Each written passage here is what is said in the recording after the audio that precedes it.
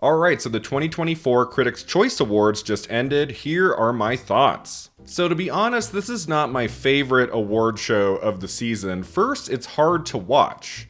Like, I don't have cable, I don't have the CW, so I don't really know how to access the show. So, I'm basically on Twitter, online, just trying to find a feed, like finding something, a way I can watch this thing. And I finally got it at 5 o'clock, thinking that's when the show started, but I guess it started at 4 because I ran some errands, I walked my dogs, and then about 4:55, I settled in, ready to watch the Critics' Choice Awards, and I'm like, oh, it's been on for an hour. Oops. So I had already seen that Robert Downey Jr. had won Best Supporting Actor, and Dave Vine, Joy Randolph had won Best Supporting Actress. And I thought, oh boy, really? We're not going to have any surprises tonight? Like, it's just going to be the main four we got at Golden Globes, including the two leads in drama. Not that that was going to be a bad thing. Obviously, Lily Gladstone and Cillian Murphy would have made great wins. But hey, we got some surprises tonight, at least two big ones. I mean, I guess not the biggest surprises in the world, given that the two people who won lead actor and lead actress did also win Golden Globes a few nights ago. So it's not like we had an out of left field Sandra Hüller or Greta Lee, or like in Best Actor a Coleman Domingo or Jeffrey Wright or something. That would have been really surprising, really cool. I mean, I was kind of dipping in and out of watching the ceremony. I was working on another video that's coming your way on Wednesday, the worst films of 2023. It's a fun one. And watching this show on my phone, I'm like, seriously? You don't give time for original screenplay and adapted screenplay winners to give a speech on stage? I'm like, what are we doing here? I understand they have incorporated television, and there's a lot of categories, and it's a 3-hour show with so many commercials, like, I can't even stand it. There's not enough time for speeches when it comes to every category in film, like production design and cinematography and hair and makeup. Like, that I get. But original and adapted screenplay? Also, two surprises tonight. In Best Original Screenplay, we had Greta Gerwig and Noah Baumbach win for Barbie. And in Best Adapted Screenplay, we had Cord Jefferson win for American Fiction. Those are both fantastic wins. They were not repeats of what happened at the Golden Globes. Anatomy of a Fall won there. Like, the screenplay category this season is very interesting. There's a lot of ways these categories can go. Like, because Barbie is going adapted at the Oscars, and I, for a long time, had American Fiction in like 4th or 5th place in that category. I love that movie. It's a fantastic script. But for that to win at Critics' Choice is a huge boost for that movie, not to mention all the SAG Award nominations it just got a few days ago. So American Fiction might be more competitive in the adapted screenplay category at the Oscars than we're expecting. But yeah, I was like, why are they not getting time to go up on stage? I would have loved to have seen a great speech from Cord Jefferson. I mean, was this like the first big televised win for American Fiction? That would have been a wonderful moment to have seen Jefferson talk even for a couple minutes. So yeah, and same thing with Young Actor, Young Actress. That went to Dominic Sessa for The Holdovers. He also didn't get a chance to make a speech. So I don't know. I feel like this ceremony, this show, needs to change. First of all, they need to figure out a way where everybody can easily access the ceremony. Like, it shouldn't be this difficult to watch it in the first place. And then maybe they could have separate ceremonies for film and TV, like have a whole other night where they reward television and give the film categories a chance to breathe and allow some of these people to give a speech. I think that would make the Critics' Choice Awards so much better in the long run, so we'll see what happens, I don't know. But coming off of the Golden Globe Awards, which I found to be a very disappointing show, And then Critics' Choice, which I'm only able to watch on my phone, and they're just going back and forth between film and TV. I'm like, get me to the Oscars. Get me to the Academy Awards, please. So then in the other top film categories, Oppenheimer, of course, won Best Picture and Best Director. As I've said before on the channel, I think those two categories are kind of done. Maybe Best Picture is still open for a surprise since The Holdovers is doing very well at these ceremonies. I would say Oppenheimer still has the edge to win the Oscar for Best Picture. I wouldn't say it's 100% locked yet, but after winning Best Motion Picture Drama at the Golden Globes and now Best Picture at Critics' Choice, it's looking pretty likely. Oppenheimer feels to me like a Best Picture winner at the Oscars. So outside of a shocker, that's what I'm thinking right now. And then in Best Director, Christopher Nolan has this sewn up. He's not losing. I was like, well, maybe at Critics' Choice, they might give director to Greta Gerwig. They might give us some kind of surprise in this category, but no, it went to Nolan, and yeah.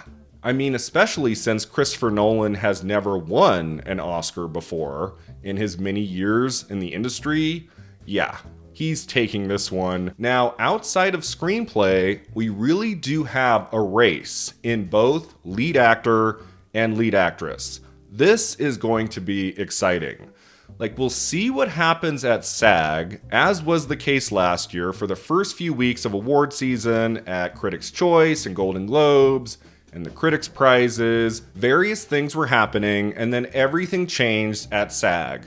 Michelle Yeoh won Best Actress there, Brendan Fraser won Best Actor there, and then they both went on to win the Oscar. So SAG, as of late, does seem to signify like who has the best chance in winning the Oscar. SAG does not happen until the end of February. Critics' Choice, on the other hand, doesn't influence much, but to see Emma Stone win Best Actress over Lily Gladstone, and then Paul Giamatti wins Best Actor over Cillian Murphy, there is a stance taken there. And it's like, okay, this is not going to be a sweep, and Cillian Murphy and Lily Gladstone are not necessarily going to win at SAG and the Oscar. We do have a race. It's interesting because for the longest time, I thought Bradley Cooper was going to be Cillian Murphy's biggest competitor, and he might be done. And while you can't say his chances are over until SAG, we'll see what happens at SAG. It is starting to feel like Best Actor right now is between Cillian Murphy and Paul Giamatti. Honestly, those are probably my two favorite lead male performances of the year, so you can't go wrong with me. I mean, pick either one, and I'm a happy guy. I have adored Paul Giamatti for so many years, in so many wonderful films. I still cannot believe he did not get an Oscar nomination for Sideways, another Alexander Payne movie, and it's like 20 years later, we can make up for that by awarding Paul Giamatti the Oscar for Best Actor for another Payne film, The Holdovers. That would be amazing. That would be so cool. I still think Cillian Murphy has a very good shot. He is not out of this. I have a feeling Murphy is probably going to win at BAFTA. I'm like 98% about that. Murphy feels like he's going to be their choice. But SAG? I don't know. I don't know if they're going to go for Murphy at SAG. SAG, in a weird way, might be Giamatti or Cooper. But again, Cooper might be already out of this. Cooper might not win anything because the reaction to the movie Maestro has been kind of muted, and it's been fading ever since its premiere on Netflix a few weeks ago.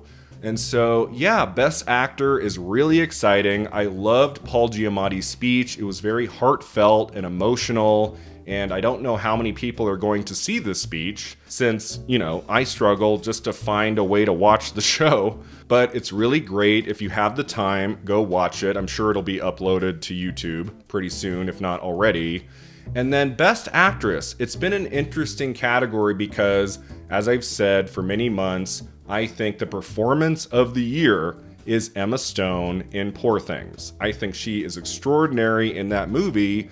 It gets a little tricky because Emma Stone has already won an Oscar for Best Actress for La La Land. So she's not overdue. So it would just come down to if the performance is strong enough, if Academy members, SAG voters too, feel this performance is the best in the lead female category of the year, I do think Emma Stone could keep winning all the way to Oscar night. But Lily Gladstone also won a Golden Globe. She had an excellent speech, and she is not out of this by any means. Lily Gladstone could win at BAFTA, maybe SAG. And then I feel like if Emma Stone wins at BAFTA and at SAG, and going into Oscar night, the only thing Lily Gladstone won was at Golden Globes, then I'm going to worry about her chances. But if, let's say, Emma Stone wins at BAFTA and Gladstone takes SAG, then we have a real race going into Oscar night, and it'll be interesting to see what happens. Again, Critics' Choice isn't super influential. I remember when Natalie Portman won Best Actress for Jackie at Critics' Choice, and then she never won the rest of the season. But Poor Things is an amazing movie. People love it. It's currently in theaters. People are discovering it every day. And that Emma Stone performance is just spectacular. And I would love to see her win at SAG, at BAFTA, at the Oscars. So yeah, we will see what happens. It's still very early in this award season. Again, SAG kind of tells us where the winds are shifting, if they're shifting at all. I just think, thank God, this is a season where we're not just going to have the same 4 acting wins at every show. That gets really boring. It's happened here and there. I remember it happened in the 2020 award season when you had Renee Zellweger and Joaquin Phoenix and Laura Dern and Brad Pitt just win at all 5 ceremonies. Never miss. Oscar night, they all win. It's like, oh my God, that's so boring. I hate when that happens. Even if I agree with the wins, it's like, come on. BAFTA or Critics' Choice or SAG, somebody give us a surprise. It does look like this award season is going to have some surprises. Nobody has Best Actor or Best Actress locked up yet at all. There are many weeks before BAFTA and SAG and the Oscars, and things can change. Like where things are right now, by the end of February, we might be in a whole different state of mind. We might have different frontrunners, surprising frontrunners. I mean, even in Best Supporting Actor and Best Supporting Actress, which feel like they're already set through Oscar night, I mean, we could get a surprise there too. Who knows? But definitely in the screenplay categories and in lead actor and lead actress, anything can happen. So I hope you enjoyed the Critics' Choice Awards. As always, I will be with you every step of the way, and we will see you next time at the Awards Contender.